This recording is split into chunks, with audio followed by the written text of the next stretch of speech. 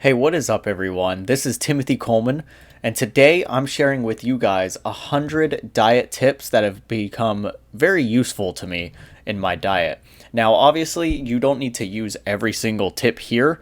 You don't even need to use half of them, but as long as you can take a few tips from here and use them, I think you could make your fitness journey a lot easier, or at least move forward with a lot more knowledge.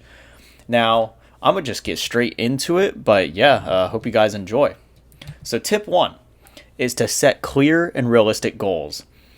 So, this is where you want to decide what you're going to do. Are you going to lose fat? Are you going to gain muscle? Are you going to maintain? And what you want to do is create measurable goals for it. So, like losing 1 pound a week for 10 weeks, for example.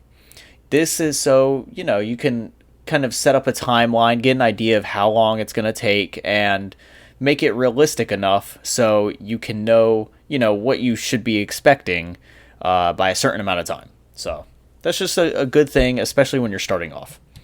Now, tip two is track your calories. Now, personally, I've always used MyFitnessPal. It's always worked for me, but there are plenty of other apps out there, and some people debate that there are better apps out there that can help you out. And a lot of them have paid services that can help you out even more. But basically, this helps you understand what you're eating, not just with calories, but also with macros. So it can help you kind of add up how much protein you're getting, how many carbs you're getting, how much fat you're getting, or how much left you have for the day if you've already tracked some. And you can look at how well your diet is aligning with your goals, and it can make you more aware and accountable for yourself of what you're doing.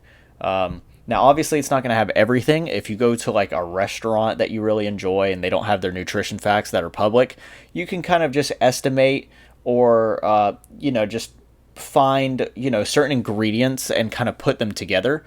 Or you can just kind of eyeball it and track it as 500 or 600 calories. Whatever you do, for the most part, you want to be eating whole foods for your diet anyways, so you'll probably be putting a lot of ingredients together yourself that you can track pretty easily. All right, number three is aim for slow and steady progress, like 1 to 2 pounds a week. Extreme dieting, such as very like high calorie restriction, or anything else of that sort, where it's just very extreme. Whether you're exercising a ton, or you're exercising a ton and eating very little, like the show The Biggest Loser had this issue where they're literally promoting anorexia to people, and they were putting people on very low calorie diets with high exercise and marketing it like that was the right way and successful way to lose weight. And while there are people that can keep off weight like that, a lot of people don't learn sustainable habits, and they don't learn, ways to lose weight at a sustainable and slower rate. And so basically they just fall back into their old habits, and they fall back into their old addictions, which leads them to burn out or to rebound. So what you really want to do is focus on something sustainable that preserves muscle and helps keep you motivated, because big deficits can also burn a lot of muscle mass, and a lot of times a lot of people want to preserve that, especially for their metabolism or just for aesthetics or whatever, whatever your motivation is. So always try to go for a slower and more steady progress instead of something extreme. Plus, you'll just burn out, and a lot of times that'll make you want to binge eat later. So yeah. Step four is focus on consistency, all right? Not perfection. You don't have to eat perfectly every day, all right? But just try to make healthy choices more often than not. Because, having one bad meal, or I guess quote unquote cheat meal here and there, it's not going to ruin your whole progress. Like if you successfully diet off 10 pounds over 10 weeks, let's say, and then you have one really bad meal or even two really bad meals, you might gain, I don't know, zero point 0.2 pounds, half a pound, maybe even less than that. And you're still 9.5 pounds down from where you started, or even more. So sure, they will be little bumps in your progress and little stalls in your progress. But again, as long as you're overall more consistent than not, you are going to lose weight. You can't be going over your calories every day, probably not even every week unless you're careful about it. But as long as you're in an overall deficit the entire time, then you don't have to be 100% perfect about it. You just want to stay consistent where most of the time you're doing everything right, and maybe you fall off track just a little bit here and there. Do not chase fad diets. Build sustainable habits. Stuff like keto, carnivore, detoxes, it might work short term, and there's actually some people that can sustain that stuff long term. And also, like fad diets, like extreme calorie restriction, as we talked before, are not sustainable. They can also lead into disordered eating, which makes you even more obsessive about this stuff. And it's just replacing one addiction with another. Usually, it replaces binge eating with like addicting on starving yourself. And then sometimes you can have this cycle where you're restricting and binging over and over and over, and you're not really losing weight, but you're not really gaining weight. So you're just kind of stuck. Instead, learn what foods nourish you and fit your lifestyle. A lot of people say this, and it's true. And the more and more I think about it, the more I realize that these people telling you that it's a lifestyle thing, they're probably right. You need to just figure out what fuels you the best, what makes you feel the best, and what helps your lifestyle the best. Now, obviously, if your lifestyle that you enjoy is eating like pizzas every day or eating a bunch of like cookies and cakes every day, then you have to kind of change your lifestyle, and you can make that gradual, or you can try to make it a little more sudden, but you need to find something that can still fit your lifestyle, but you can still feel right on it. So that's just, I mean, with keto, there's a lot of people that do well with keto and they sustain that, but a lot of times you will end up eating carbs again sometime in your life. And so you will want to build some sort of sustainable habit.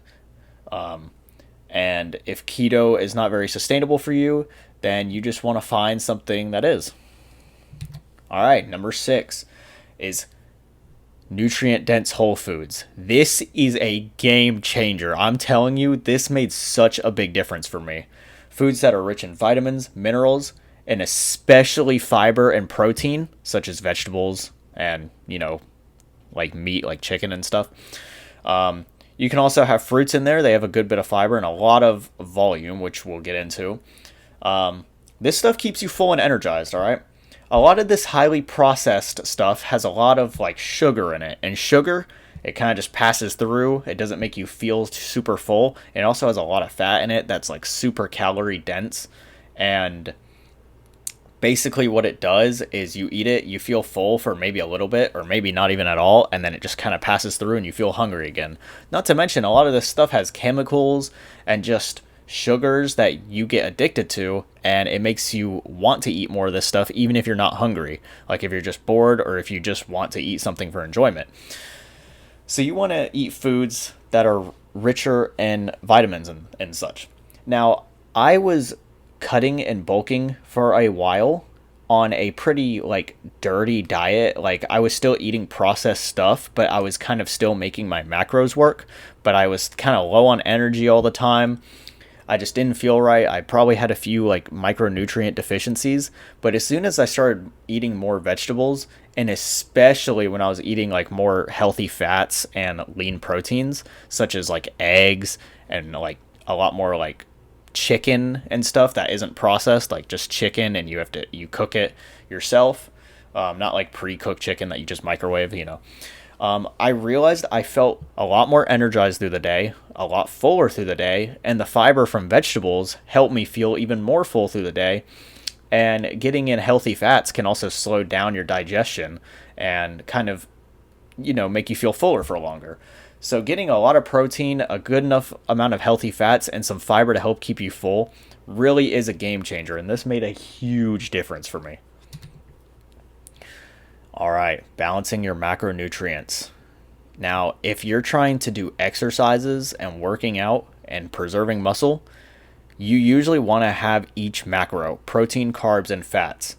Now, your question could be like, what about keto and stuff like that? Well, yeah, I would say keto is better for weight loss than it is for keeping muscle or exercise, because carbohydrates can fuel your workouts. And yeah, you're getting a ton of fat and a ton of protein, so you still are able to build muscle and have like your hormones in check pretty well, but the carbs will give you much better workout performance.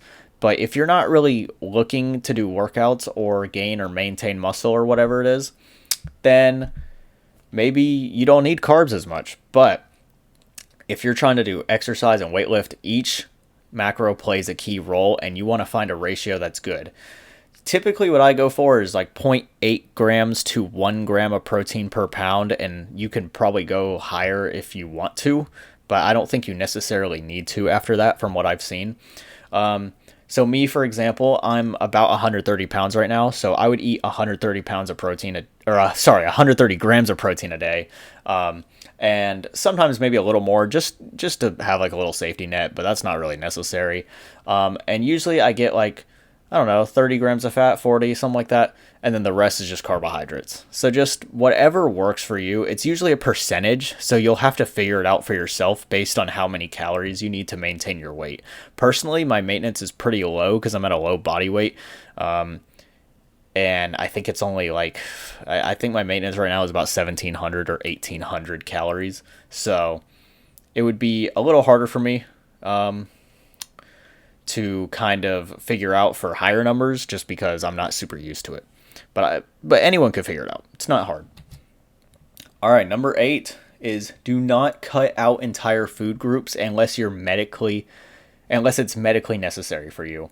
So like if you're allergic or have a condition, cutting entire groups like carbs or dairy isn't necessary for losing weight. Now again, I've said this a few times already, but if stuff like keto works for you, you enjoy it, and you can stick to it, then by all means, do it and do what works for you. But just know that it's not necessary for fat loss, and if it's something that's not sustainable for you, then it's not going to make it easier or be this secret fat burning tool that'll be worth it in the end. So you just want to find something that you can stick to and that'll work the entire way. All right. Number 9. The 80-20 rule. I actually don't use this one as much because I just enjoy clean eating most of the time, but it's very useful for people, especially if they really like eating treats and such. So basically, 80% of the time you would want to eat clean. So that's like your broccoli, your chicken, your lean proteins, your fruits, your vegetables, whatever. Your complex carbohydrates such as, potatoes or quinoa or oats or whatever that you eat. And then 20% of the time, indulge a little bit. You can have things that are kind of on the more unhealthy side or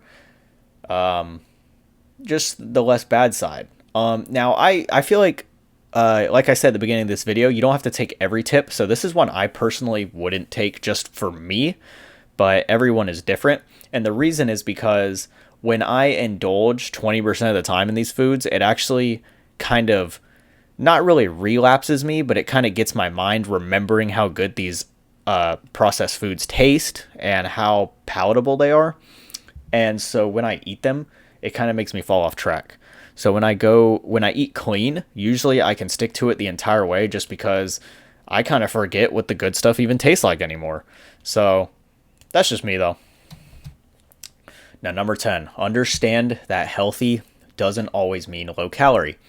So avocados, nuts, olive oil, they're healthy, but they're calorie dense. So you have to be careful with your portion control, even with nutritious foods. Like peanut butter, if you buy like organic peanut butter that doesn't have like a bunch of added sugar and stuff, it has a bunch of healthy fat in it that can really help you with your hormones and it can really help with your digestion and whatnot. But 1 tablespoon of peanut butter, I believe, is like 100 calories or something, or it depends on what you buy. But so if you have like 5 tablespoons of that, that's 500 calories already, right? So you want to kind of have something, you want to have a balance, right? You want to have a balance. And that kind of goes back to the 80-20 rule, where as long as you eat small amounts of things that are bad for you or things that are more calorie dense, you can still make it work as long as you know what you're doing and you're careful about it. Number 11, planning meals ahead of times to avoid, impulsivity. So planning reduces your temptation to just grab junk food or order takeout. Helps you stay on track. So for example, the thing I do is I will put things in my calorie tracker a day ahead of time or even a couple days ahead of time. I've even done up to a week ahead of time. Obviously, you don't want to do it obsessively, but you either want to have ingredients on hand that you know you're going to use, or you want to actually plan out your entire meals and whatnot. And that's so when you're not sitting around being like, I don't know what I'm going to eat. I might as well just eat the chips right there. Like, you'll have a plan and you'll have something that you can stick to a little easier if you already know what you're going to have.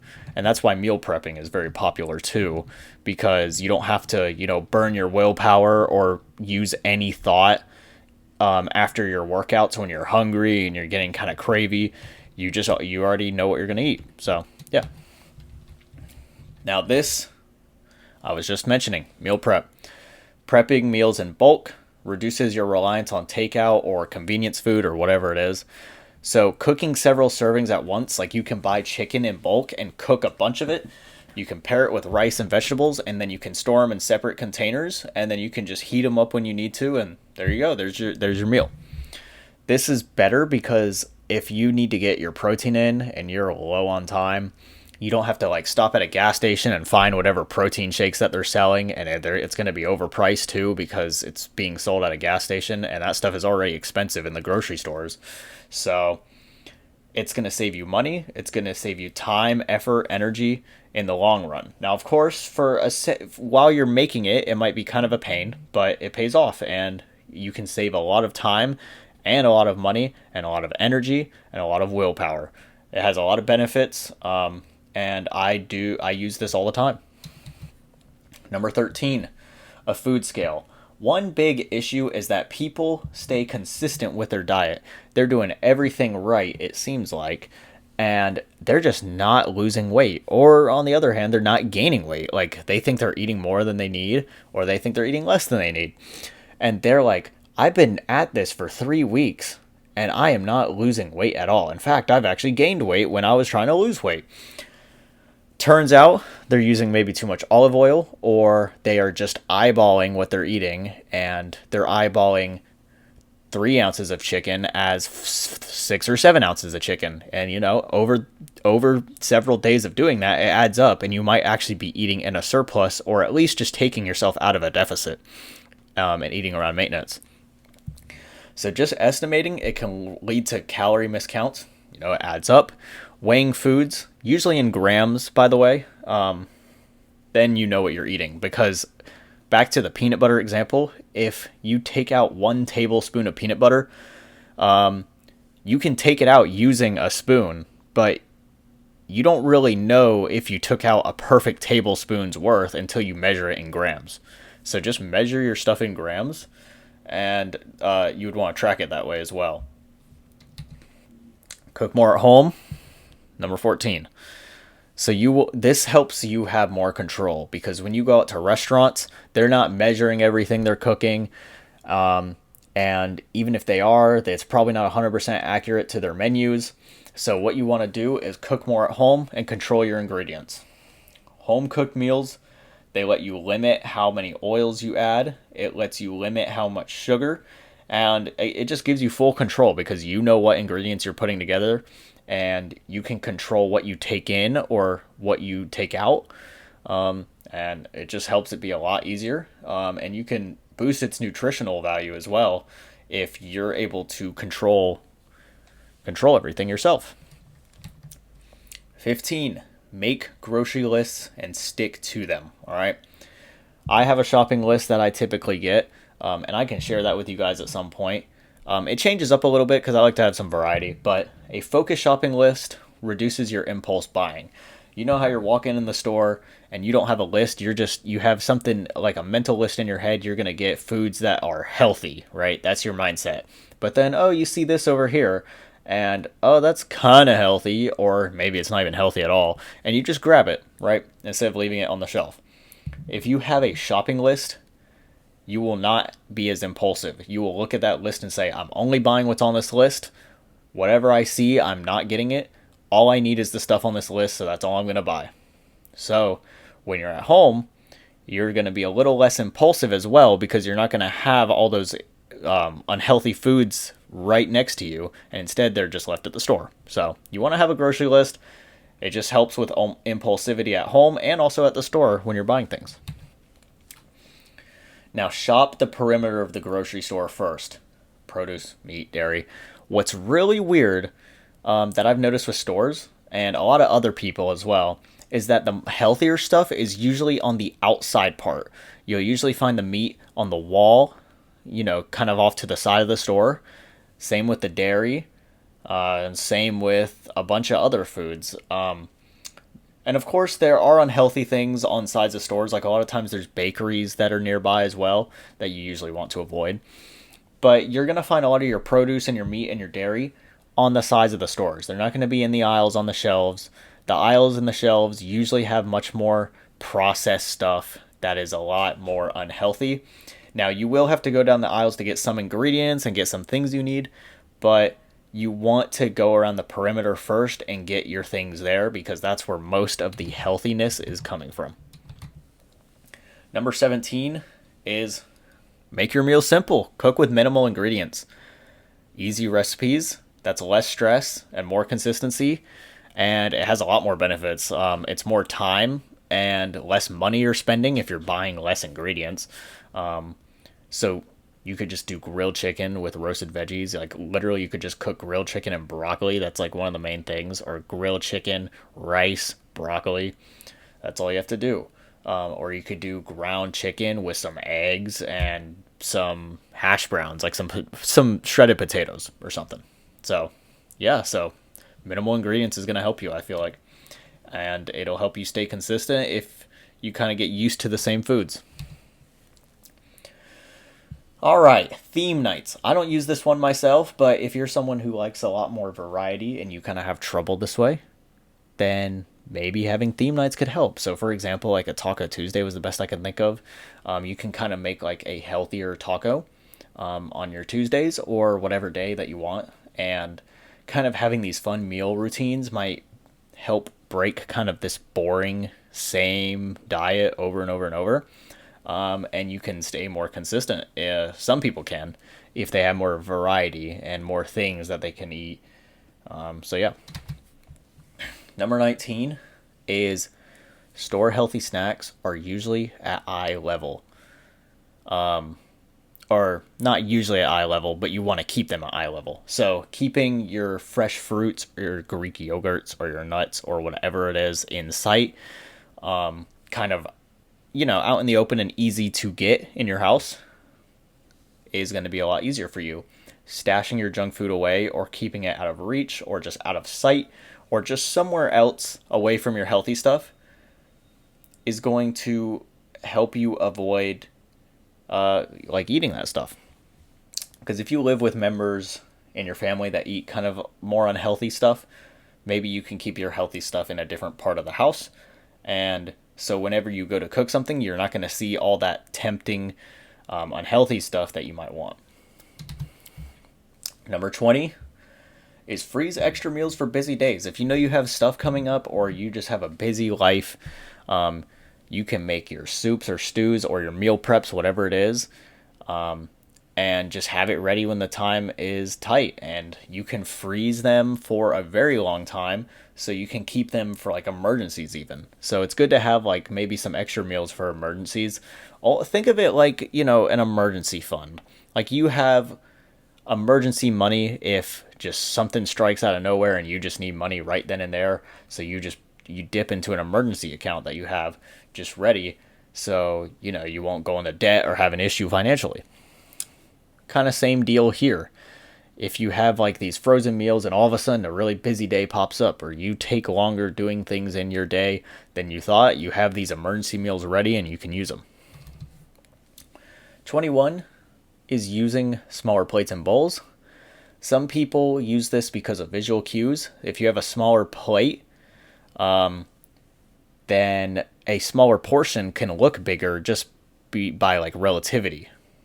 Because if you have this large plate and this moderate portion, you have this giant plate with this kind of small looking portion by comparison. But if you have like a smaller plate and put that same moderate portion on there, it's taking up most of the plate now.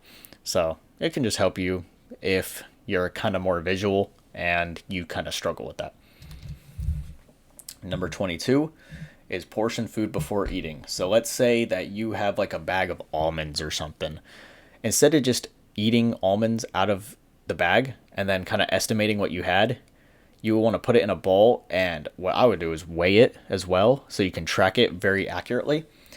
And then, once you eat all the almonds in the bowl, you know how much you had and you know when to stop. Because a lot of times you can be watching TV or distracted with something and you can just keep snacking and snacking and snacking, and then all of a sudden, 3/4 of the bag is gone, right? So, yeah. 23.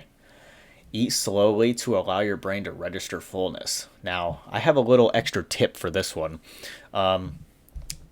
It takes, 10, 20 minutes, something like that, for your brain to signal that you're full. So when you slow down, your fullness signals will come in while you're still eating the meal. And if it's not while you're still eating the meal, it's shortly after.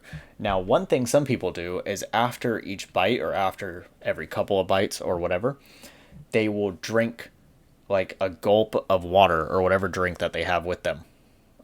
And that will kind of help not only give the brain more time to register fullness, but you'll also feel more full because you are literally ingesting more volume during the meal by drinking more water. So that's going to help you as well, on top of just eating slowly already. Number 24 is very similar to the last one. It's putting your fork down between bites. So basically, if you are eating fast in between bites, just put the fork down for a second and it'll naturally slow down your eating pace if you put the fork down each time, because then you're not immediately going for another bite after you just took one with your fork. So, yeah, it just helps you slow down a little bit. Number 25 is don't always feel pressure to finish everything on your plate. Like, listen to yourself. If you are full, save the leftovers. You don't need every single meal to be perfect. You don't need to ingest every single nutrient all at once. You can kind of space it out more if you feel full. You don't need to force yourself to eat more at a given time, especially if you feel like you'll be hungrier later.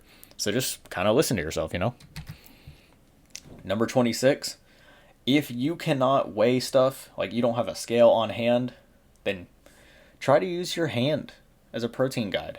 So your palm is like a serving of protein, right? The amount you can hold in your fist, or the size of your fist, is probably, a serving of vegetables, a cupped hand, carbs, and a thumb for fats, because fats are very calorie dense, so you don't need that much, in terms of volume at least. So it's a simple way to eyeball balanced meals if you're kind of short on time. Now you'll want to kind of look at this and remember it. Your palm being protein, your fist being veggies, your cupped hand being carbs, your thumbs being fats. You'll want to remember that if you're someone who is on the go often, or just doesn't really have a scale accessible, or if you're just choosing not to use a scale, this should help you out more if you're really against using a scale for whatever reason. Number 27, learn visual cues for estimating serving sizes. So for example, 1 cup of rice is about the size of a baseball. A tablespoon of peanut butter, again, is the size of your thumb.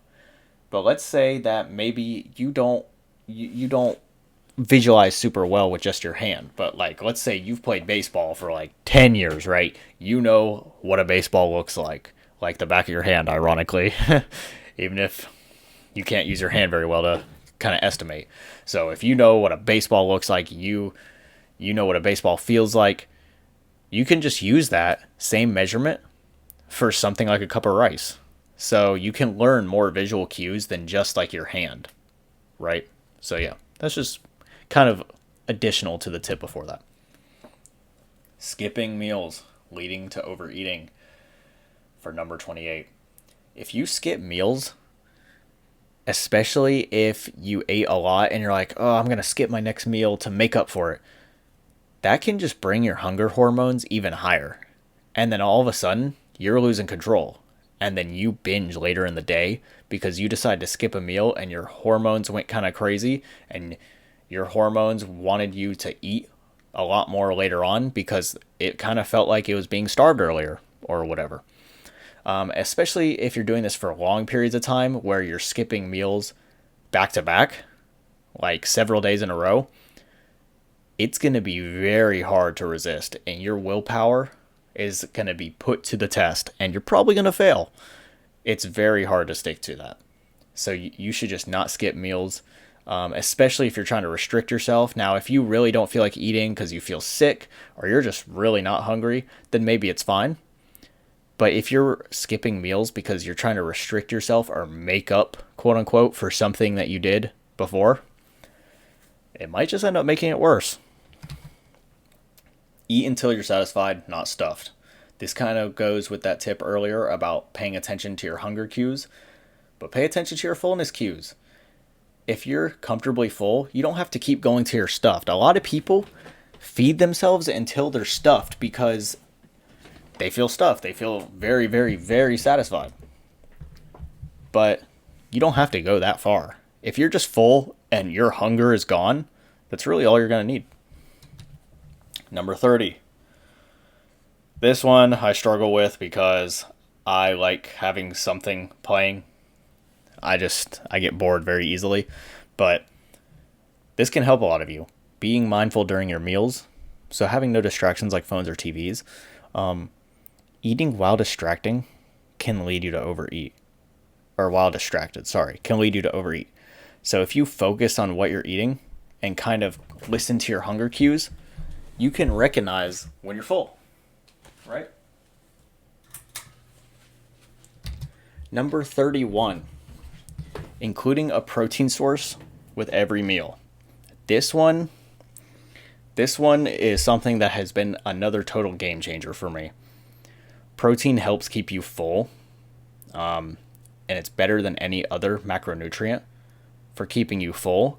Some would even say better than fiber.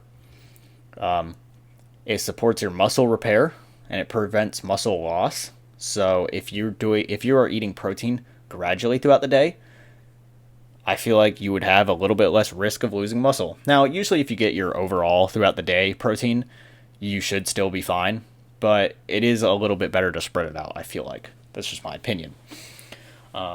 There's just some examples that I have on the screen there for you, but having protein sources with every meal, if protein keeps you full, why not have it with every meal so you can feel full after every single meal, right? So you can spread out your protein throughout the day kind of evenly. So like if you eat 100 grams of protein a day, 3 meals a day, you can have like roughly 33 grams of protein per meal. Maybe a little more or a little less. Doesn't have to be perfect. Number 32. Especially on a cut, choosing lean meats is very helpful. So chicken, turkey, fish, or very lean ground beef maybe. They're high in protein and they're low in fat. So it makes them ideal for building muscle without all these extra calories, right? Because if you're just trying to get a lot of protein in, you don't need to be eating ground beef that is 15% fat, right? Because you're just getting a lot of calories from fat, a lot of extra calories from fat that you're not going to need. So just try to find things that have a good protein to calorie ratio. Chicken is probably the cheapest and best example of this. And turkey is actually not that bad either in price. You can also do like eggs and egg whites especially. So, yeah. Plant proteins. This stuff is not super big with me, but I use it. I still use them. Like lentils, beans, tofu. Plant-based proteins have a lot of fiber, so they can make you feel full and it helps your digestion. Putting them with grains can make complete proteins because a lot of times they won't have all the amino acids to make them a complete protein. I don't really use this one as much, but this could definitely help you, especially, if you're like vegan and you want to stay closer to the plant proteins. 34. A lot of people overlook Greek yogurt and cottage cheese. They're actually not too expensive either. They're very portable, they're filling, and low in sugar. When you pick plain options and also low fat options, you can add fruit for more sweetness or a little bit of honey, and that'll also give you a lot of sweetness. Now, I like cottage cheese. I do not like Greek yogurt that much. So Greek yogurt just does not really work for me, unfortunately. I wish it did because it has very good macros. But cottage cheese is pretty good as well, so I use that. Number 35, whey protein. It is a supplement, but if you need it, it can help. It can really help you. It is Think of it like a tool to hit your protein target. So if you struggle to hit your daily protein, let's say you're trying to eat 120 grams a day, right? And for some reason you are struggling, you can only get like 80 or something like that. You can have a protein shake with like 30 or 40 grams of protein in there and immediately hit your protein goal just off of like drinking a shake. Now, a lot of people would want to stick to more solid food options just because it can kind of help them with fullness or they actually enjoy eating a meal. But if you're short on time, a protein shake is super portable and super, super fast to prep. And it's just a very convenient option. So if you ever need it as a tool to help hit your protein target, then like by all means, feel free to do it. So I said 0.8, but 0.7 I think is like an official number or something. So 0.7 to 1 gram of protein per pound of body weight if you're active. That means if you're exercising a lot and you want to kind of keep your muscle. If you're on a fat loss phase, you'd want to have 105 to 150 grams of protein a day at 150 pounds. Doesn't have to be perfect, but you want to stay kind of within that range, especially when you're getting closer to the lower end. You're going to need to like at least hit the lower end there, or else you might actually lose a good bit of muscle over time. 37. Protein helps preserve muscle mass while dieting. So if you're in a calorie deficit, your body may actually break down muscle for energy, especially the higher your deficit goes. If you have protein intake, it can help prevent that a lot and keep your metabolism higher. You'll also want to be training. So if you're training and taking in protein, your body has the resources that it needs.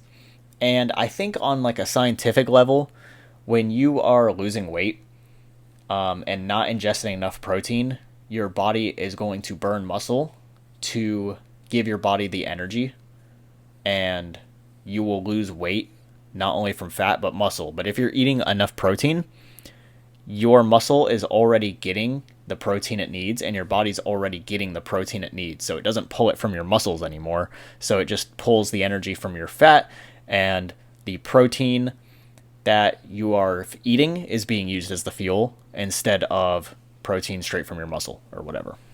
That's just the way I see it. I probably don't have the science perfect on that, but all you have to know is that it's going to help you preserve muscle mass, so just eat enough protein. Spacing your protein evenly throughout the day.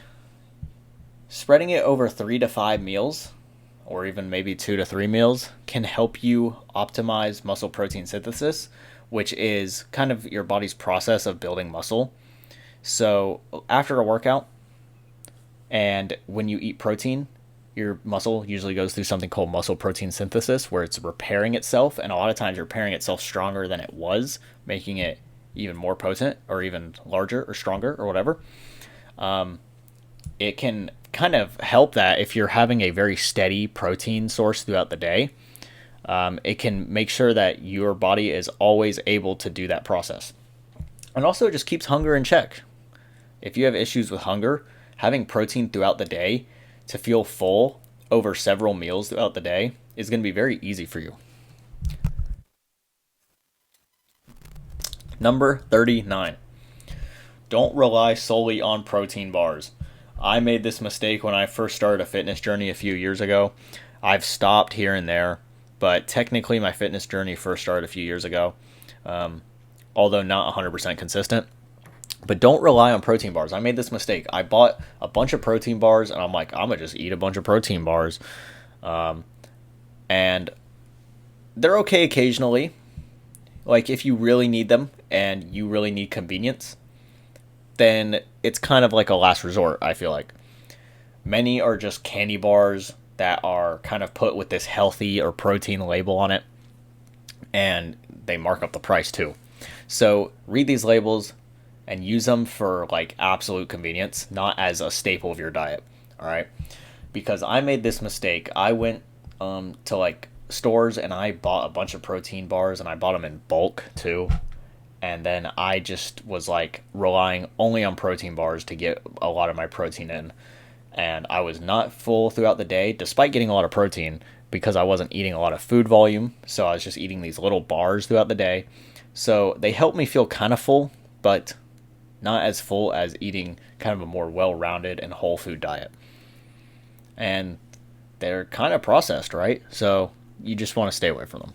But if you need them, then you can use them, but occasionally, right? Number 40, eggs or egg whites for a budget friendly protein source. Now, this is kind of all over the place right now, but eggs have a lot of nutrients and they're high in protein. And in recent years, they had been very cheap. You could buy a lot of eggs for a pretty low price, and from what I understand, the price is going back down now, but the price has went up significantly with, bird outbreak. So perhaps this tip won't be as good for you in the moment, but in the future, it might be something to consider. And egg whites are very lean and have a ton of protein without all the added fat from the yolk. So you could buy carton egg whites, and that'll increase the protein a lot and reduce fat. As we see the prices go down, hopefully, that's what I'm seeing so far at least.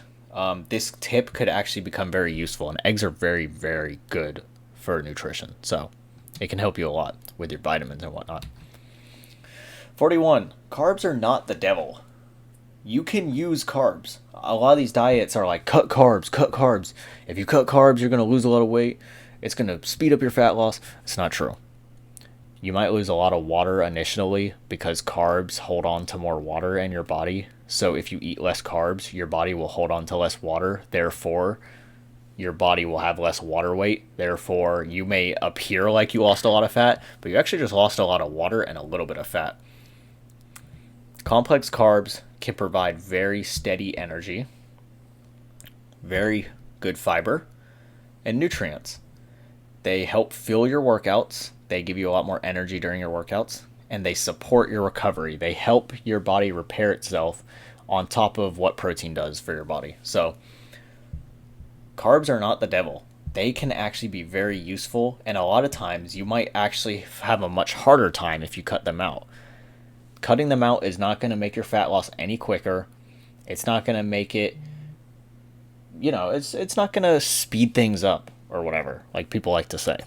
It is kind of a lie in the industry, and I feel like a lot of people interpret data around it very unfairly because they see a huge weight drop when people stop eating carbs, and they tend to not really understand or not really look at the fact that a lot of that is usually water from initial like weight loss, and then after that your weight loss slows down to a regular rate as anyone else on any other diet. So don't be afraid of carbs. 42. Now on that note, refined carbs, you want to be careful of them. White bread, sugary snacks, stuff like that. These can spike your blood sugar, which can then in turn crash your energy and make your cravings worse. You want to reserve eating refined carbs unless you have these occasional treats, or if you just need some really quick digested carbs right after you're done with a workout, or if you just need them for convenience very rarely. Some people will eat like Rice Krispie treats, which are very processed carbs, but they'll do that because they digest very fast, which means it's a very quick burst of energy, and they usually do it right before a workout when they need a quick burst of energy. But it's better to just limit these as best as you can. You can eat wheat bread, but white bread is a little different because there is less fiber and just less nutrients. So you want to be careful because you could actually end up messing up your energy on these carbs. So just be careful with what kind of carbs you're eating. But there are very good carbs, and there are carbs that can make you struggle a little more. 43. Healthy fats. I know they're calorie dense, but they are important. Avocado, olive oil, nuts, things like peanut butter, they can help your brain function. They're in a lot of eggs. So you might get enough fat just from eggs there if you eat enough eggs. But your brain functions better, your hormones function better, and your satisfaction after meals are better. And a lot of times it can slow down your digestion. So it can make your meals kind of stick around more and you can feel fuller. You want to keep the portions moderate though because they're calorie dense, but they can actually very much help you out. And if you actually eat a low fat diet for a long enough time, it can really mess up your brain, your hormones, and just your satisfaction with life. Like you might just feel more down all the time, and because your body is not producing hormones correctly, so your emotions and your mood is not kept in check that well. Number 44, dietary fat. Again, don't fear it. It's essential. Eating fat doesn't make you fat unless you eat too much of it. But that's the same with any other kind of food. Your body needs it for, your hormone production like testosterone and stuff, and your brain health. It's pretty much the same thing I was saying before. It's just a little more detail. Number 45. If you want to use tools like carb cycling, it can be useful, especially if you're advanced. If you're more experienced, you can vary your carb intake based on training days. So eat higher carbs for more energy on workout days and then lower on rest days. Sometimes people find that this helps them perform better or that they burn actual body fat better. Not necessarily faster, but it just makes the process easier for them. It's just a different approach, that's all. 46. Deep fried foods. I was just at a restaurant today and there was a bunch of fried food on the menu and I immediately skipped over it and went right for the grilled stuff. Baked, grilled, or steamed is much better because deep frying has a ton of fat and the breading has a ton of carbohydrates, which also means a ton of calories. You can get healthier cooking methods such as baking or grilling or steaming, and it'll be a lot better for you. All right. If you're eating like fried chicken, you're getting a lot of fat and a lot of carbs and a pretty good amount of protein. But if you're eating grilled chicken, you're getting a little bit of fat, not really any carbs at all, and a lot of protein. And then you can just pair it with a healthier carb source and it'll make your meal a lot more satisfying in the long run. The only difference is that maybe in the short term, you might enjoy the meal more just because it tastes better. But in the long run, it's probably not worth it. Number 47. Whole fruits are better than fruit juices. All right. A lot of people hear that, oh, I can eat fruits, and then they drink apple juice or something, or grape juice, right? But whole fruits contain fiber that slows their sugar absorption, because a lot of fruits have natural sugar in them and increases fullness. Juices often take out that fiber through their processing, and they spike blood sugar because they usually add a lot of sugar that isn't even necessary. And so what they really turn into is pretty much these sodas, almost, just without the carbonation or whatever. But nutritionally, they're not that different. So, you can fight me on that, be very technical on that. But overall, these juices are not going to help you, and they're not going to give you a lot of nutrients that you would get from eating whole fruits. Fruits that are not processed and not tampered with nearly as much. Now, this one, again, if keto works for you, then feel free to skip over this one. But what's really good, especially if you're working out, don't eliminate your carbs. Your carbs can be, made into glucose, and your brain and muscles usually need that stuff. Low carb can work, like I said, but a lot of times if you are hooked to carbs or your brain likes carbs a lot, you can actually end up binging if you stop yourself from eating carbs altogether. And if you do go low carb and you enjoy carbs a lot, try to make it gradual. Don't just stop eating carbs very suddenly, right? You slowly bring it down to where you can keep getting used to lower and lower amounts until you are at a low carb amount. 49. Choose whole grain over white bread and pasta.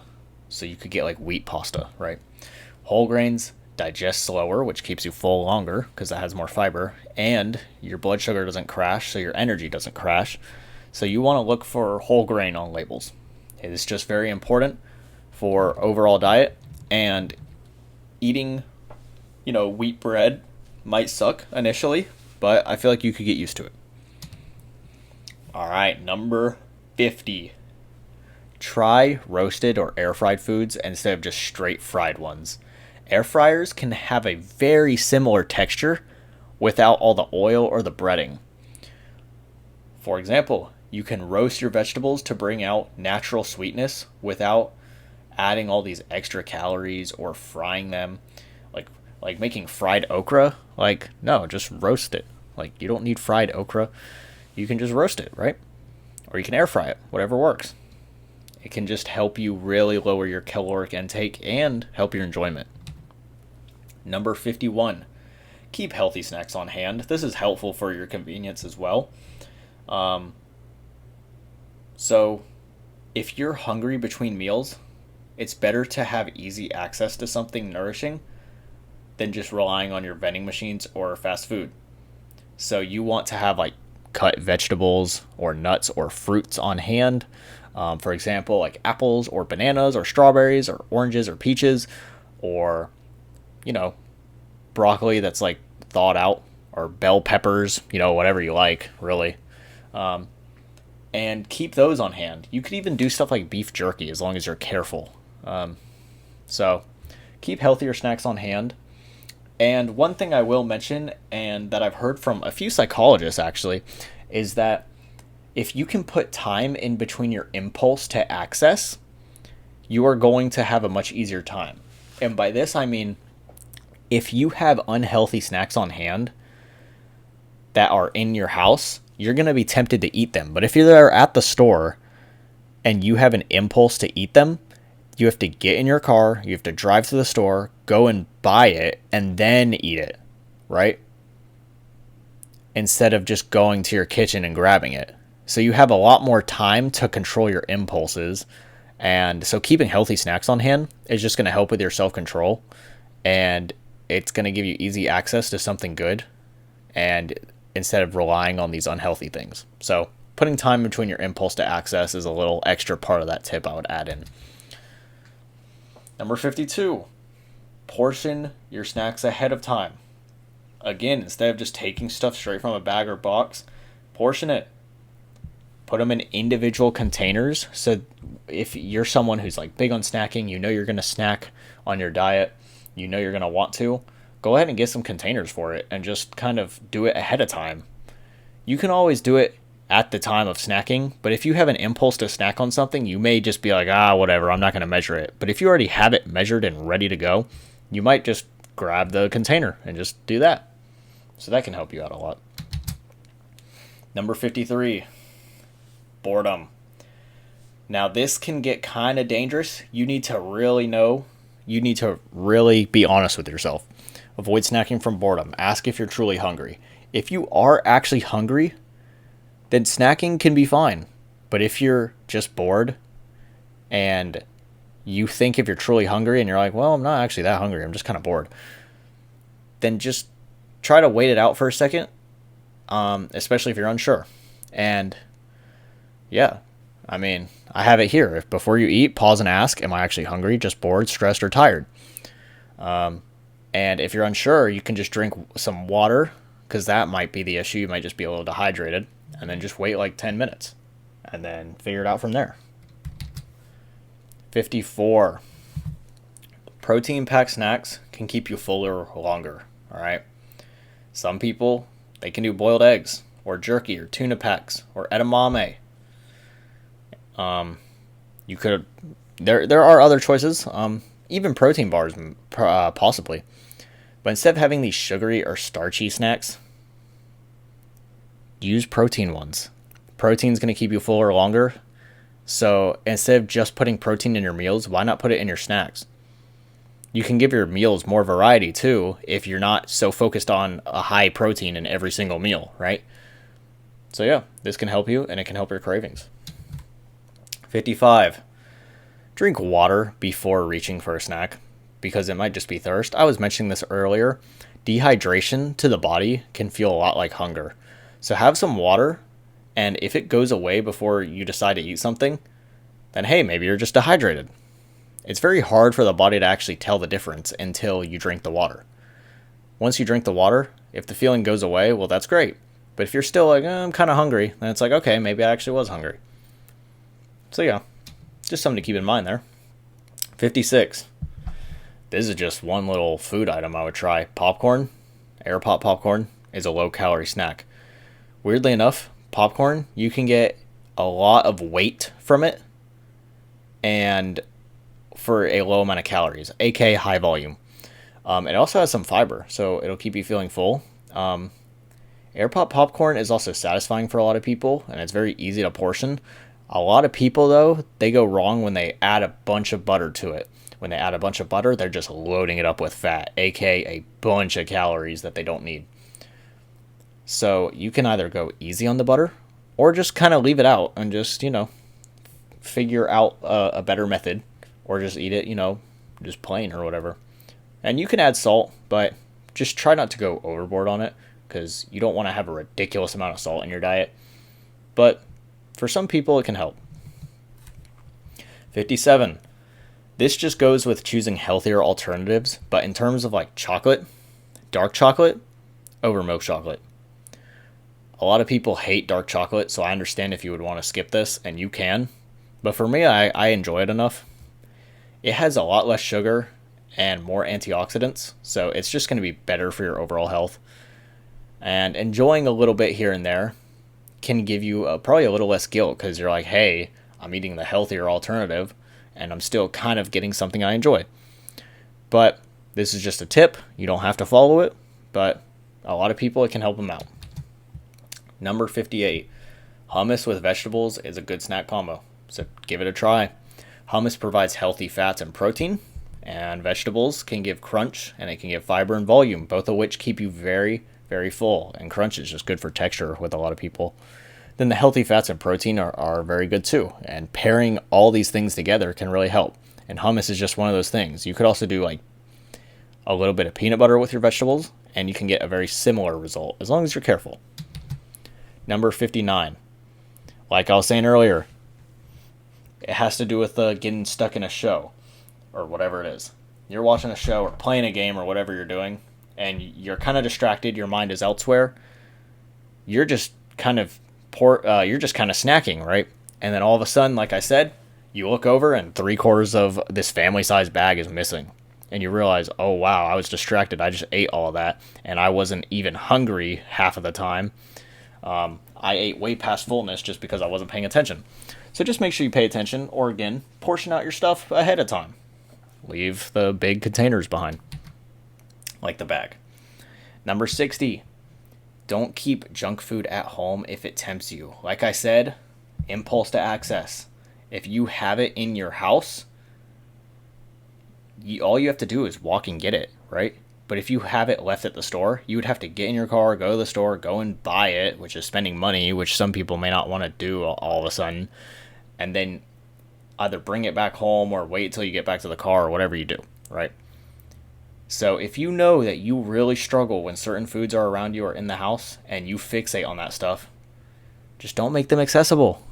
Keep the stuff on the shelf at the store. Don't keep it where you live and spend a lot of time at if it's going to make you feel temptation. Number 61, drinking a glass of water before meals or even during a meal. Hydration can help reduce your hunger cues, especially if they're false hunger cues. And it can help you feel more full when you're eating and reduce overeating, because you're literally adding more volume. Not only are you eating these foods, but you're adding more water to your stomach, which is filling your stomach even more. So it's just a good tip. You might feel fuller for a longer portion or a longer amount of time. 62. Sugar-free gum to curb your cravings.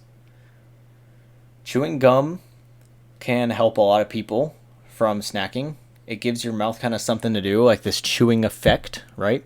And it can give you a bunch of sweetness without all the calories. Now, for some people, this might actually make you fixate on eating more, or the sweeteners inside of the gum might actually make you crave more sweet things. But for a lot of people, this can work. So give it a shot. If it works for you, that's great. If it doesn't, then hey, there's a bunch of other tips you can follow here. So, number 63, brush your teeth after dinner to signal that you're done eating. A lot of people do this one and suggest this one. Apparently, it's kind of like a little diet hack or whatever. And I've used it, and it seems to work pretty well. The minty flavor of like toothpaste, a lot of toothpaste, can make eating afterwards a little less appealing.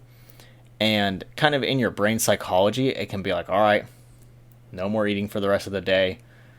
I've finished off, I finished everything, so I don't need to eat anymore. So your body actually might reduce its hunger or cravings that way. Number 64.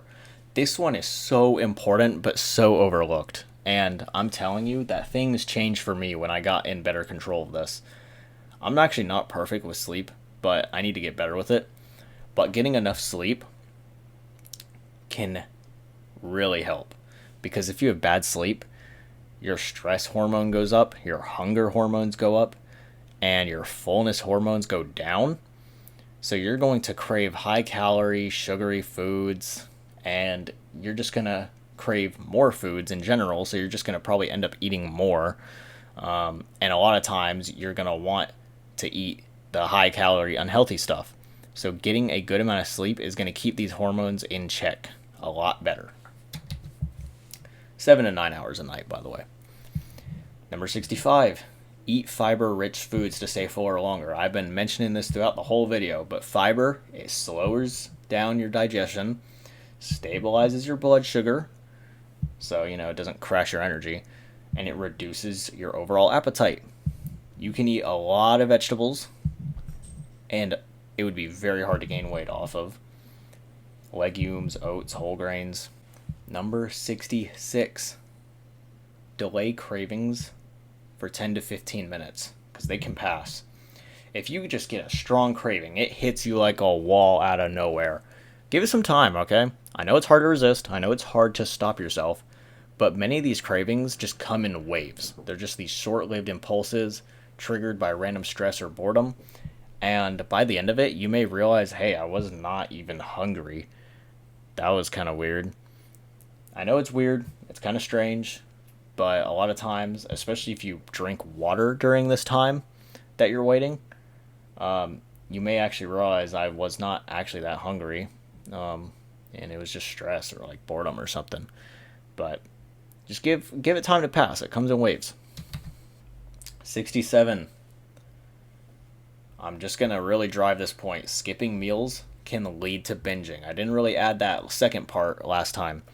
Skipping breakfast or lunch, especially if you're trying to make up for overeating the day before or the meal before or whatever you did, it can backfire, because then your hunger can be uncontrollable later.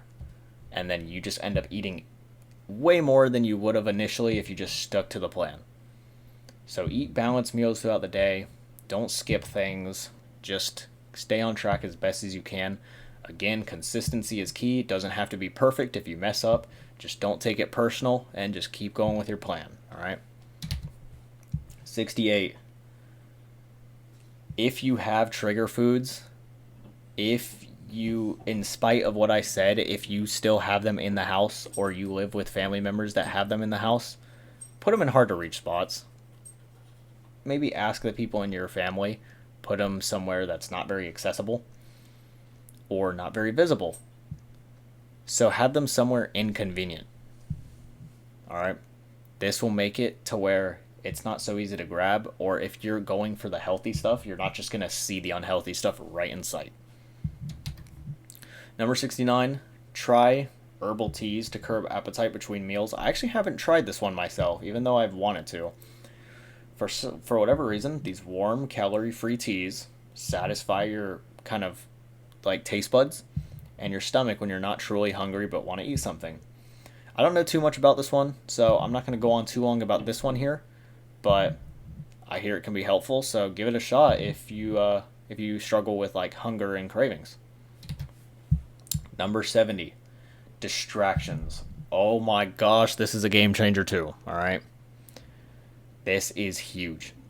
Distract yourself with a little walk, a call, or a task, or even just like a video game or a TV show or something. Try to stay out of your kitchen too. Cravings fade very quick when you are not bored and when you cannot think about these food items because your mind is already occupied. If your mind's preoccupied, you're not going to be stuck thinking about these other things. So just try to keep yourself distracted as much as you can. You may not be able to do it all the time, but the more distracted you are, the less chance you'll have these big sudden cravings. Number 71, plenty of water. This one you've probably heard a million times in your middle school health class or wherever. Staying hydrated, it can just help you with your energy, your digestion. You'll feel fuller with your meals.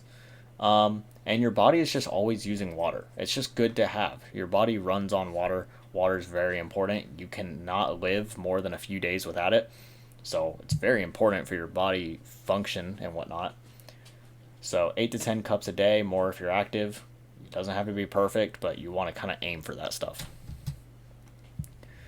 All right, liquid calories. These are terrible. And I'd say most Americans, this is one of the main issues with kind of gaining weight. Another thing is like processed junk food. So like chips and stuff, you can eat a very low amount of chips, not feel full, and have a ton of extra calories. But these sodas too. If someone's drinking like 6 bottles of soda a day, right, and they're 200 calories each, that's 1,200 calories. That can easily kill a deficit. Very easily. And it can actually create a surplus, and a lot of Americans gain a lot of weight on sodas like this. So if you're going to drink sodas or coffees, try to drink the very low calorie or 0 calorie versions. A lot of people stay away from it because of chemicals or whatever stuff scares them. No. You should be fine unless you're drinking a ridiculous amount of it. So you want to choose water, black coffee, unsweetened drinks, or even if you really struggle, then choose a diet soda or something. It's not going to be the end of the world, and the regular stuff is way worse for you, alright? I don't care what study you show me, what you say, until there is very clear evidence, then you should be fine. 73. Try infused water with fruit, mint or cucumber. If plain water bores you, flavor it naturally. Add some lemon to it, add some berries, add some herbs. And if that kind of encourages you to drink more water, then go for it. I mean, give it a shot. And I mean, if worse comes to worse, even use those like 0 calorie flavor packets. A lot of them have vitamins in them that can help you out. So, yeah. So if natural flavoring doesn't work, then you can always turn to a slightly more processed stuff. But whatever helps you get more water intake too. As long as it's still, within health, like good health. 74. If you drink coffee, you'll want to do black coffee or with very low amounts of cream or sugar. Because if you just get like a regular latte or frappuccino, not even like a large one or something over the top, it can be 200 to 500 extra calories. Like that's like a whole meal or a snack or something. So just keep coffee simple to enjoy the benefits without the sugar spike. Try to find other ways to sweeten it. Use maybe cinnamon or stevia or something else that doesn't spike up your calories like crazy. Or just skip it altogether. I actually don't like coffee at all. I've tried it a couple times in different ways, and I just can't enjoy it. So I just skip that one. 75. Avoid alcohol when dieting. I mean, it's just good for your habit anyways. It's just a bad habit to have just in life. But when dieting, it's even worse. It makes your judgment bad, and it adds a lot of calories. So you end up getting more likely to overeat because you have less determination when you drink alcohol. It just has that effect on your mind. And it has empty calories, aka you get those calories in and you don't even feel full off of them. It doesn't even feel like you ate or drank anything. If you do drink it, try to keep it minimal. Of course, portion size is the key. So if you do want to still have some of it, just lower your amount if it's not already. All right. 0 calorie drinks sparingly. They're fine in moderation. Diet soda and flavored water are okay. And for me, I actually am completely fine with it. But with a lot of people, these artificial sweeteners can affect appetite and I guess your gut health too. But with appetite, it can make you crave a lot more because if you get these artificial sweeteners, it may have your brain constantly wanting something sweet over and over and over again, and you don't want to get stuck whenever you eat. You're going to want something very sweet, and you don't want to get stuck in that. With me, I'm able to drink diet soda and usually be fine. In fact, it usually helps me stick to a diet better because a lot of times I do crave something sweet and that kills the craving. But for some people, it can make it worse. So just if it works for you, that's great. If 0 calorie drinks need to be, not as high for you, then hey, just cut back on them. 77. Starting your day with water, usually after you weigh yourself. If you weigh yourself in the morning, or if there's days you weigh yourself in the morning, do it before you follow this tip. If you follow it, start your day with a tall glass of water. Okay, it rehydrates your body. And when I say jumpstarts your metabolism, it doesn't make your metabolism much quicker, but it kind of just gets you started up for the day. And you may realize you're not as hungry as you thought you were, and you're just dehydrated because if you don't drink anything throughout the night, you know how you wake up in the middle of the night and you're very thirsty? You're usually dehydrated. So when you wake up in the morning, and if you didn't drink any water throughout the night, you might have a similar feeling, and you might be like, wow, this hunger is very strong, when maybe it's just your hydration, really. 78. Don't fall for quote-unquote healthy stuff or juices from cafes. Even McDonald's tried doing this. They put like a few things like apple slices on their menu, and they're like, see, our menu's healthy, or like some yogurt, and it ended up being Go-Gurt with a ton of sugar, but they were like, yeah, it's healthy, it's yogurt, it's not processed oil and french fries. And no, right? Many contain fruit juices or yogurts or syrups or nut butters such as like peanut butter, and that can add up to a lot of calories, so it's just better to make your own. Of course, you can find options that can kind of work, but it's just less risk if you just make it your own. And it can be a lot cheaper for you, so why not? But a lot of the quote-unquote healthy items from menus are kind of making you fall for their trick. Not as healthy as they want you to think. 79. I've seen some data online that says green tea can help boost metabolism slightly. The effects are mild, so it's not like you're going to drink green tea and burn 1,000 extra calories a day or burn an extra pound every week or whatever. But it can give antioxidants, and that may support fat burning, but you must combine it with a good diet and exercise.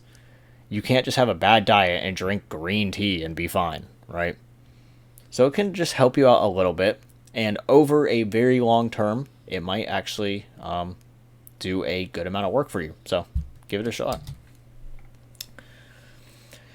If you choose liquid calories, which I don't recommend, track them, all right? Those calories are going to be the same as food calories, all right? Even healthy drinks, though, like almond milk or protein shakes or whatever you drink, carries calories. So log them just like your meals to stay accurate, because at the end of the day, it's calories. If you overdo your calories, you will not lose weight. So those liquid calories do count, and they add up very easily, so you have to be careful. 81.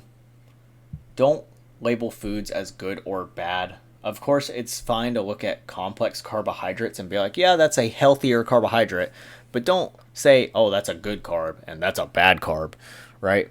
Because this can create very guilty things. Like if you decide to eat kind of more refined carbohydrates or, like processed carbohydrates, you might feel guilty after. You're like, oh, I just ate a bad food. And then you're going to want to restrict yourself. And then the problem is you restrict yourself and your hormones get all messed up and you get really hungry and you end up binging on more of that unhealthy food. And then you feel guilty and restrict again. And it's that endless cycle, right? Instead, try to replace them with different words. If you have to assign a term to them at all, you could just say refined carb or complex carb or processed carb or whatever. But you could say every day versus sometimes. So, for example, You could look at some fruit and be like, oh yeah, that's like an everyday food. And you could look at like a chocolate bar and be like, that's a sometimes food, right? Just based on how they support your goals. Because when you say good or bad, you end up feeling really guilty for eating the quote unquote bad stuff. And then it has you restricting yourself way too far, which has you craving the quote unquote bad foods way too much. So, yeah. 82. You need to accept that some days won't be perfect, and that's fine. If you have one day where you kind of fall off and you don't do everything right, it's not going to erase your entire progress. Now, of course, you need to be careful with how many off days you have, but if you have one off day like every month or every 3 months or something, you just need to get back on track. The idea is, like I said earlier, just don't take it too personally and just get back on track your next meal or your next day or whatever. Being 100% perfect is just not how it works. And you've probably heard people say this before, but humans are not just machines. Like, we're not going to just do everything one way, the same exact way, and be expected to do it that way every time. We're going to change up a little bit or do something that's not as perfect all the time. We all make mistakes. No one's perfect. So, yeah. 83. Focus on behaviors, not just numbers on the scale. Celebrate the fact that you meal prepped, or that you have been logging consistently, or you are hitting your workouts consistently. You can build these habits and long-term success, not just weight changes, all right? Because if you're meal prepping perfectly, consistently logging your foods and hitting workouts, but your your weight on the scale doesn't change very much, and you just get rid of all those other great habits you built up, it's terrible, right? Just because of one thing, and that was your weight. All you have to do is slightly change up what you're doing, right? Maybe eat a little less calories or exercise a little more, and you might start losing weight again. Or maybe you're just plateauing for a second and your weight's going to start dropping again. It could be a lot of things. So don't just look at the number on the scale and let it drive your motivation. Of course, you can use that as something to track your progress, but there are other habits and other things that are very good for your long-term success that you don't want to throw away just because you don't see weight changes all the time. All right. Number 84. Use your non-scale victories to track your progress. So, kind of in relation to the point before, look at improvements in how you feel. Like, do you feel a lot more energy? Are your clothes fitting a lot better on you because you have less fat and more muscle or something? And are you getting stronger, or are you getting more endurance and doing better with your workouts? Not just the scale, right? Number 85. Weigh yourself consistently, but not obsessively. Some people do it like 2 or 3 times a day, and some people may even do it daily. You can weigh yourself daily, but if you're someone that kind of creates a more obsessive feeling, then weigh yourself once a week or even once every 2 weeks. Weigh-ins are useful trends over a long period of time. Like I said, they're a trend. It's not just a thing that you go day to day with. But weight can fluctuate due to water or just whatever the body's doing with its bodily functions. You may not know what's happening. But use your averages and patterns. Look at a single month or 2 month period. Don't just look at one day and if something changes the next day to change your whole diet and your whole exercise routine. You want to look at things consistently, not just day to day. Right? 86. Journal your eating habits or moods to find patterns. If this helps you, track how you feel when you eat.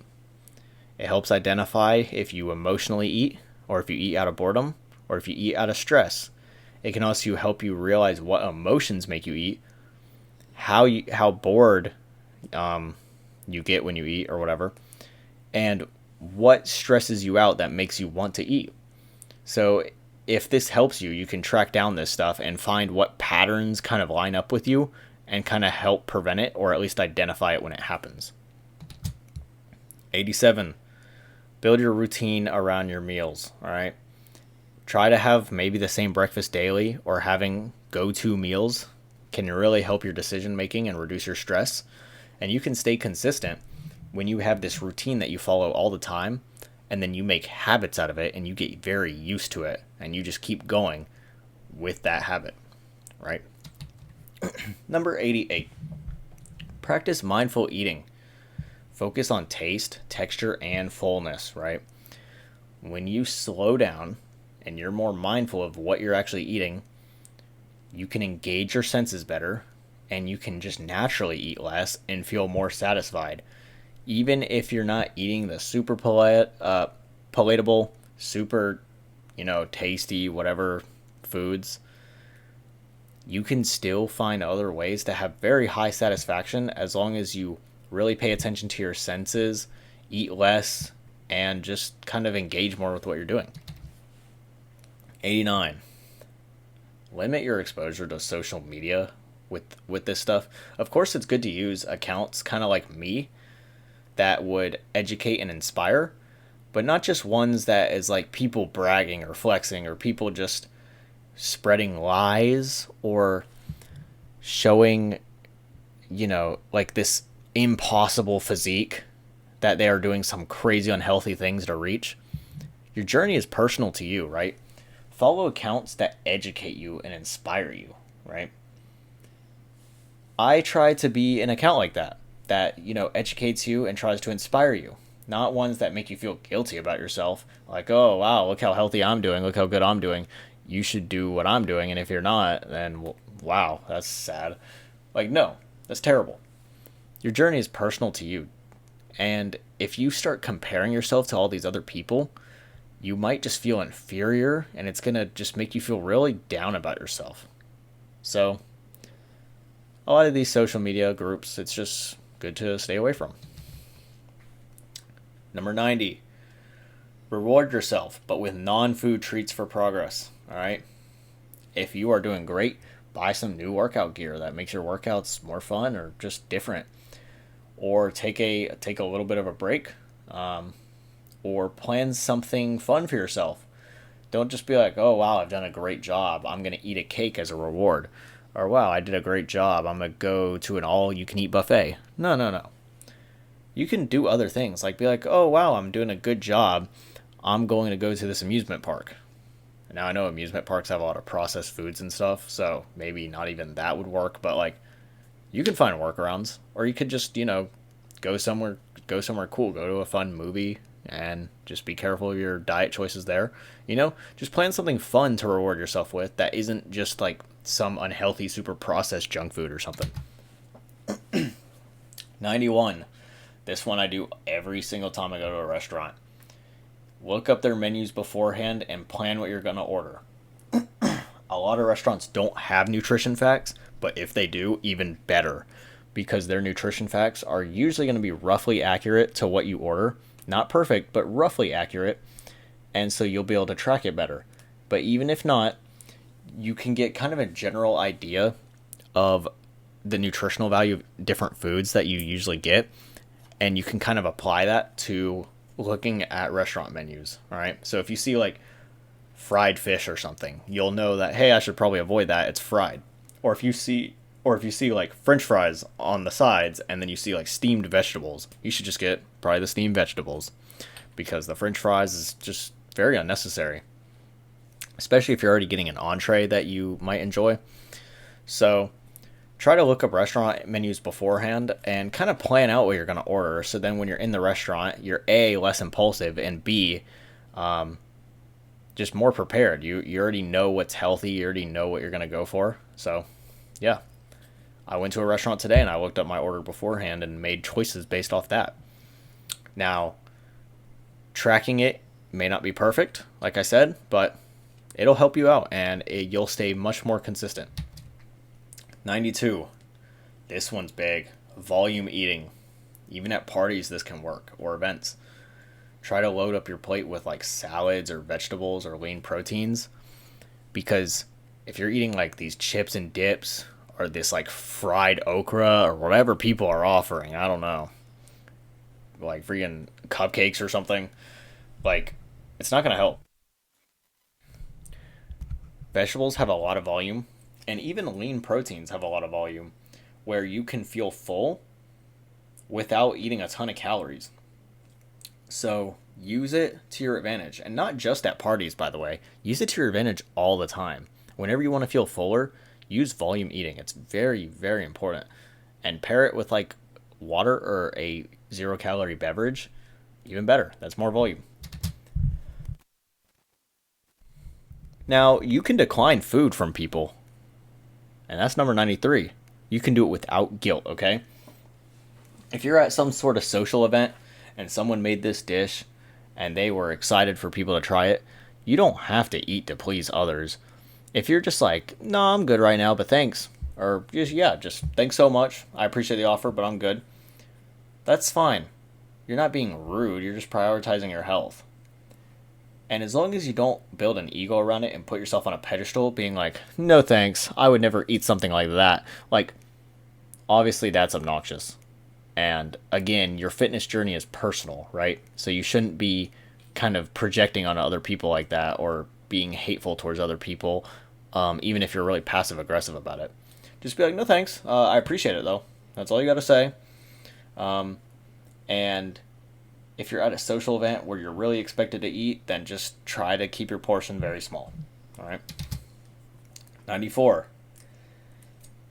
This is for people that are kind of on a more strict diet, especially people doing stuff like keto, maybe. If you can, bringing a dish that's healthy to social events can help you out.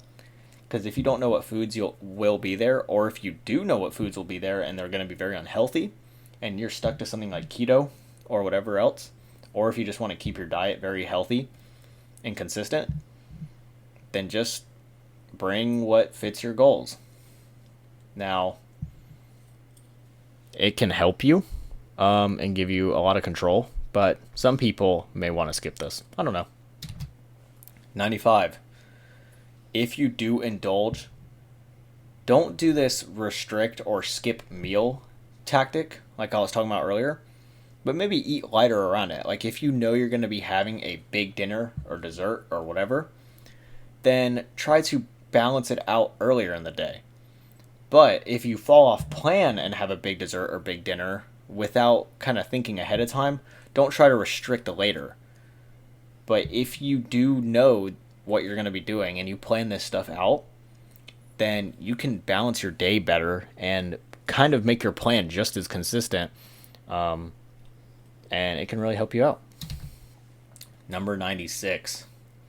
Plateaus are very normal, so don't panic. A lot of people have this issue where their fat loss will slow down for a second, and after 1 week, they don't lose weight or something, or their weight barely goes down. And they're like, oh my gosh, it's not working all of a sudden, but I was doing everything right and I've been losing weight for so long. 1 week isn't really enough. Wait maybe 2 weeks, maybe even more, preferably. I would say wait 3 weeks or something. And if you really don't see a change, then you might need to adjust your calories or have a little more activity. But if you're not losing weight for 1 week and maybe even 2 weeks, don't freak out. It may be nothing, all right? The body, like I said, works in kind of mysterious ways. We don't know everything and why everything happens. And you're not a machine, so you're not going to do everything a certain way all the time. But sometimes when you lose weight, your body needs less calories to maintain its weight. So you might actually have to end up lowering calories because your deficit ended up becoming your maintenance. So, something to keep in mind. But don't panic on your plateaus. 97.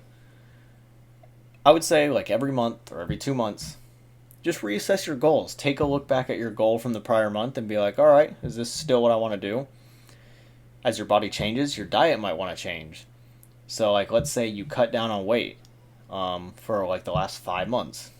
But on month 6, you're looking pretty small. You're pretty close to your goal weight and like goal composition or whatever. Then you're like, all right, I might want to go in a bulk now. You just need to reassess and adjust your target. Because you might want to start gaining muscle now instead of losing fat and retaining your muscle. You might want to start gaining muscle. So just reassess your goals when you need to. or just look at it every month and say, am I still doing what I want to be doing? And, just stay aligned with whatever improvement you want to go through. 98. Slashing calories too low, big upfront deficits can really backfire long term. Extreme deficits easily lead to muscle loss. You'll burn a lot of muscle, especially if you're not getting enough protein and if you're not training. Your metabolism may slow down, especially if you lose a lot of muscle and you lose a ton of weight. And you're going to have these intense hunger issues. And on top of that, your cravings are going to be ridiculous and your hormones are going to be crazy. So emotionally, you're going to feel crazy. Your hunger is going to be through the roof with your cravings. Your metabolism is going to get slower and your muscle is going to be a lot less. And what will happen is you'll lose a ton of weight and you'll just look really tiny and you won't have much muscle.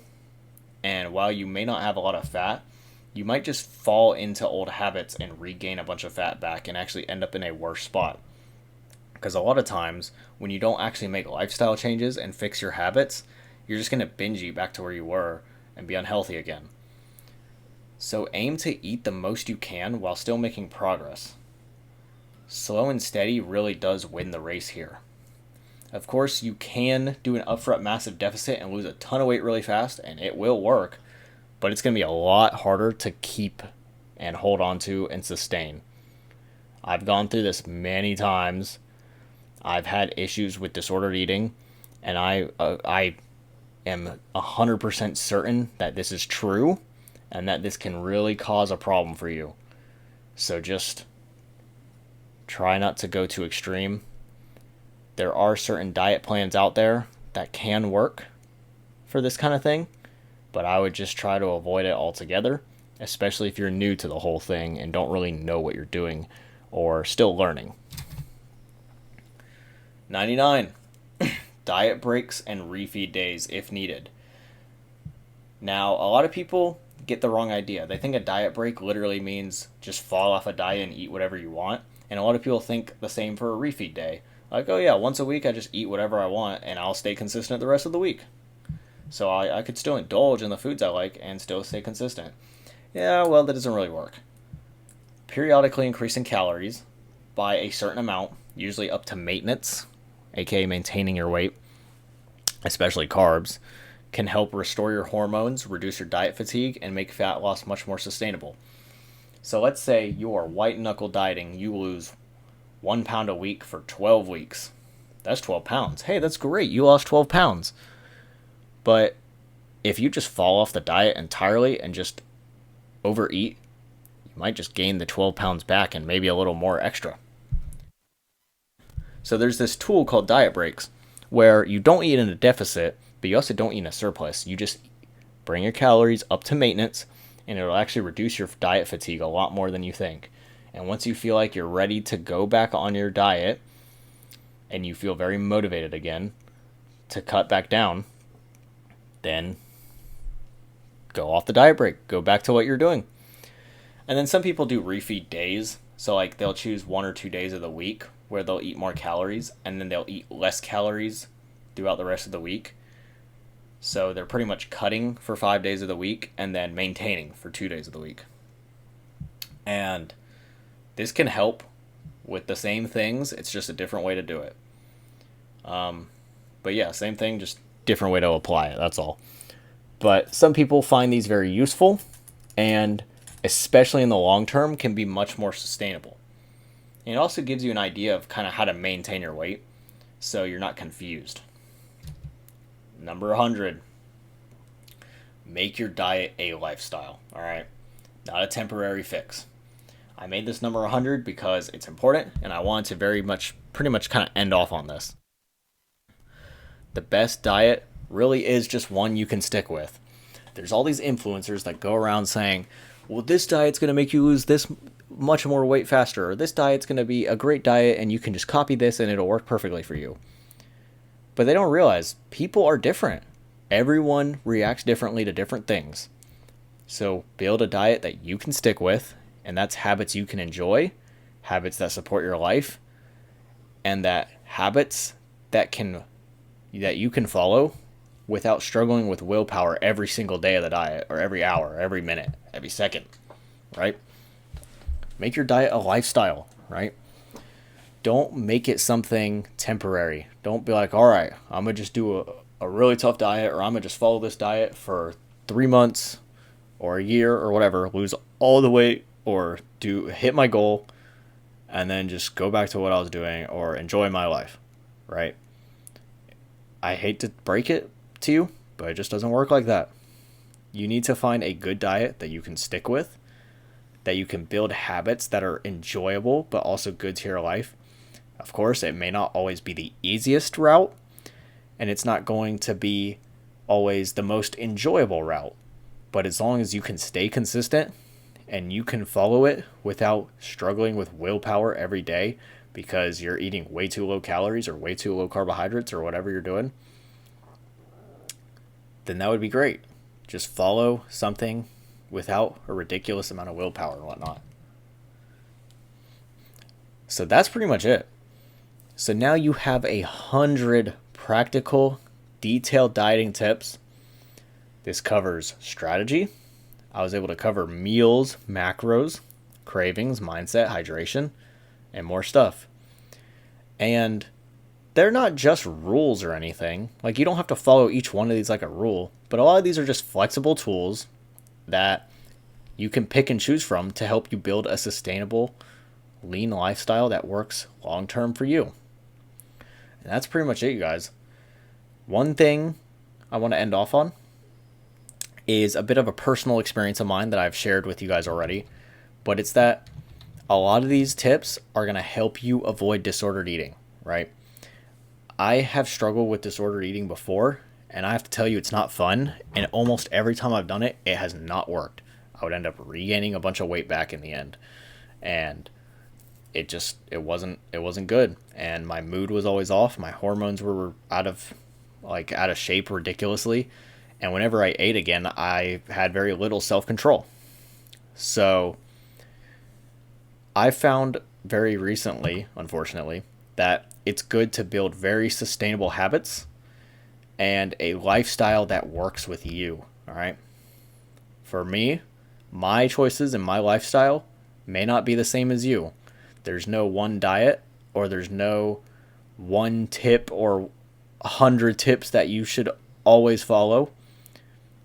Just choose things that work for you and that you can stick with and make progress with. And that's really all you need. There's no like ultimate trick or rule or whatever. Just at the end of the day, it's whatever works for each individual person. So there you go, guys. That's 100 tips.